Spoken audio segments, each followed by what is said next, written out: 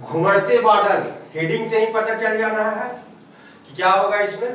असहयोग आंदोलन के बाद जो वापस ले लिया गया, सविनय अवज्ञा आंदोलन के पहले, जिस तरह से रॉलेट एक्ट पारित होने के बाद, एक जालियांवाला बाग हत्याकांड होने के बाद खिलाफत और असहयोग आंदोलन प्रारंभ हुआ, लोगों में एक उत्तेजना फैला हुआ था।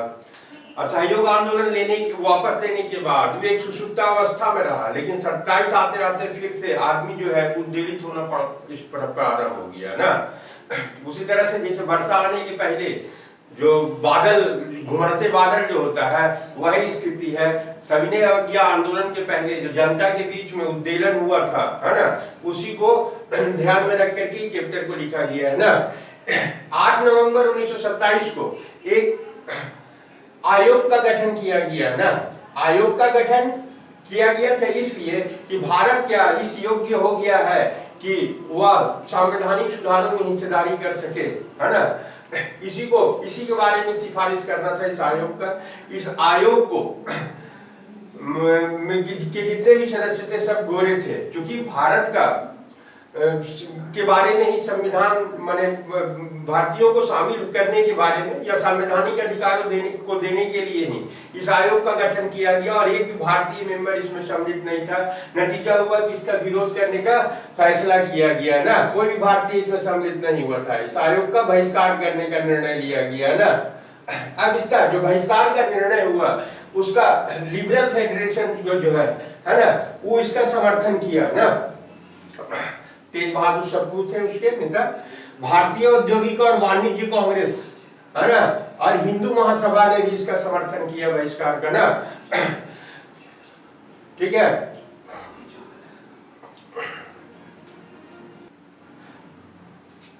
अब मद्रास का सालाना जलसा में 1927 में दिसंबर में जो बैठक होता था हर साल कांग्रेस का, तो मद्रास में इस बार बैठक हुआ था 1927 में। उसमें इसका विरोध का निर्णय का प्रस्ताव को पारित किया गया साइमन आयोग का, याद रखना, मद्रास में 1927 में ना। इसमें जवाहरलाल नेहरू जो है एक प्रस्ताव रखे पूर्ण स्वराज्य प्राप्ति का, एक झटके में प्रस्ताव पारित करने, ध्यान रखना ना, पूर्ण स्वराज जो है उसको लेने का संकल्प पारित किया गया 1929 का लाहौर अधिवेशन में ना, एक साल के अंदर, है ना। अगर देता है तो ठीक है, नहीं तो उद्देश्य पूर्ण स्वराज हो जाएगा 1929 का लाहौर अधिवेशन में। यहाँ पर केवल ऐसा ही प्रस्ताव आया, इसमें उद्देश्य या संकल्प के रूप में नहीं। इसी तरह से है कि पूर्ण स्वराज होना चाहिए, ये प्रस्ताव एक झटके में यहाँ पारित हो गया। दोनों जगह के अंदर समझ लेना ना। 3 जनवरी 1928 को, है ना, साइमन जो है वो बंबई में उतरे, जहां जहां गए उनका विरोध होना स्टार्ट हो गया। सब जगह तरीका जो है विरोध का अलग अलग तरीका से अपनाया। लोनावाला से पुणे तक का जो एरिया है ना, वहां पर सड़क और रेल साथ साथ चलता है। ट्रक में जो है युवा लोग जो है काला झंडा लेकर के, जैसे जैसे ट्रेन में बैठ के वो आगे बढ़ते थे, साइमन और उनका सदस्य साइमन आयोग का, ये लोग काला झंडा दिखाते चला गया लोनावाला से पुणे तक ना। लखनऊ में खलीकुजमा में केसरबाग के तालुकदारों ने यहाँ और अनेका भी किया। यहाँ पर पूरा आकाश में पतंग में साइमन वापस जाओ, साइमन गो बैक और गुब्बारा छोड़ दिया ना।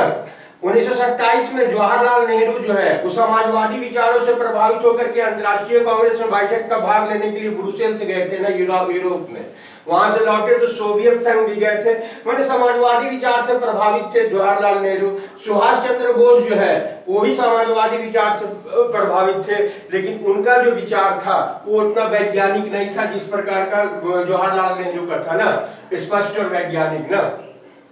फरवरी मई अगस्त में, अब देखो वहां पर चुनौती दिया था साइमन आयोग ना, ब्रिटिश जो है वो चुनौती दिए हुए था कि भारत को, है ना, भारतीयों में ऐसा कुछ है नहीं, माने ऐसा दमेखम नहीं है कि भारतीय लोग जो है एक सर्वमान्य जो है वो संवैधानिक सुधार के बारे में एकमत हो सकता है ना।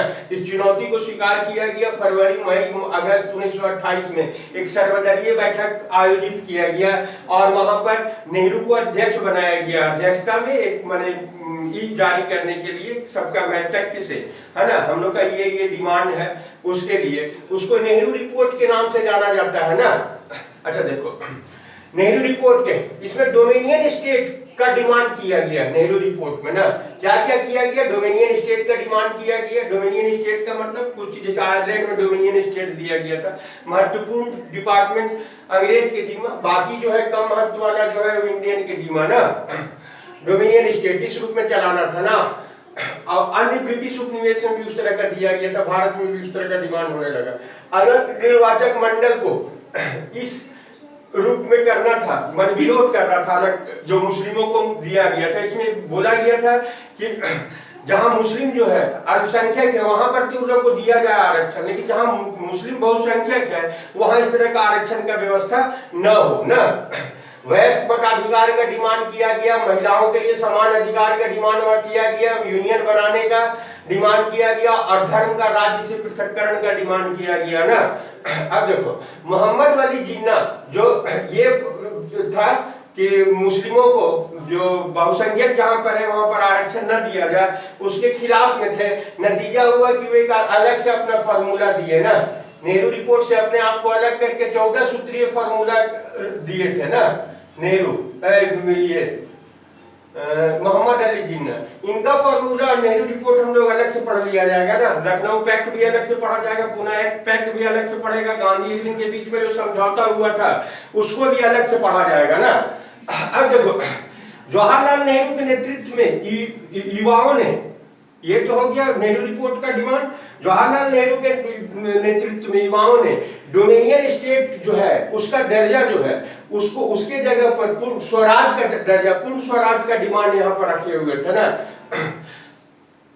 1928 के कलकत्ता अधिवेशन में जवाहरलाल नेहरू और सत्यमूर्ति ये लोग दबाव डाल रहा था कि पूर्ण स्वराज जो है वो कांग्रेस का उद्देश्य होना चाहिए ना।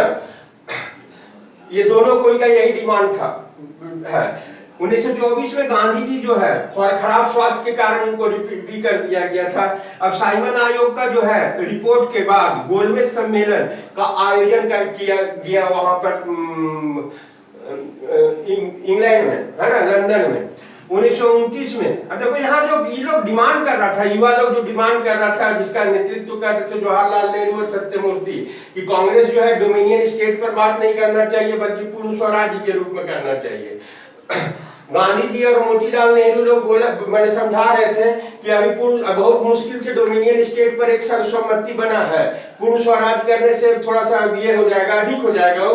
तो ये लोग बोला कि 2 साल के लिए, मतलब 2 साल बाद जो है वो पूर्ण स्वराज का हम लोग डिमांड का बात करते हैं कि 2 साल तक अगर नहीं मिलेगा हम लोग को डोमिनियन स्टेट तो पूर्ण स्वराज की डिमांड ही हो जाएगा उद्देश्य। लेकिन जवाहरलाल नेहरू और सत्यमूर्ति और युवाओं का जो डिमांड था, जो दबाव था, उसके लिए हो गया कि अगर 1 साल तक डोमिनियन स्टेट नहीं देता है तो उद्देश्य जो हो जाएगा वो पूर्ण स्वराज। लाहौर अधिवेशन में ना, अच्छा लाहौर अधिवेशन का जो अध्यक्षता किए थे वो जवाहरलाल नेहरू किए थे। उस समय उनका उम्र मात्र 40 वर्ष था ना।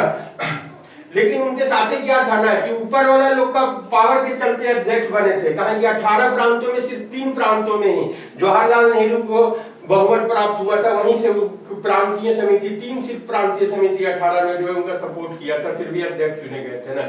31 दिसंबर 1930 को आधी रात को लाहौर के रावी नदी के तट पर है ना झंडा फहराया गया, तिरंगा झंडा फहराया गया। और इसका जो है जवाहरलाल नेहरू को इसका मतलब ख्याति मिला ना फहराने का, ठीक है।